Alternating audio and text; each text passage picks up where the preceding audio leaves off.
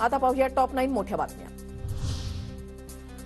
बारामती लोकसभा मतदारसंघामध्ये सुप्रिया सुळेंना धक्का। शरद पवार गटाचे जिल्हा परिषद सदस्य प्रवीण माने अजित पवार गटामध्ये जाणार। प्रवीण माने इंदापूरमध्ये पत्रकार परिषद घेऊन आपली भूमिका स्पष्ट करतायत। सुप्रिया सुळेंना पाठिंबा देण्यासाठी माथाडी कामगार एकवटले। माथाडी नेते शशिकांत शिंदेंच्या मार्गदर्शनाखाली नवी मुंबईत बैठक। पंतप्रधान मोदींची उद्या महाराष्ट्रामधील पहिलीच जाहीर सभा। इंदापूरमधल्या मोरवा विमानतळ परिसरामध्ये तब्बल 16 एकर परिसरामध्ये सभेचं आयोजन। लोकसभेच्या प्रचारासाठी मोदी मैदानात।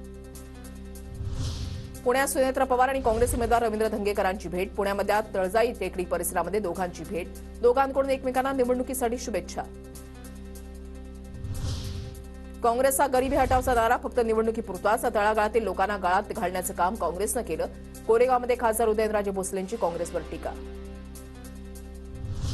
आमदार बच्चू कडूंचा रामटेकमधील काँग्रेसचे उमेदवार श्यामकुमार बर्वेंना पाठिंबा। 2 तारखेच्या बैठकीमध्ये पाठिंब्याचा निर्णय।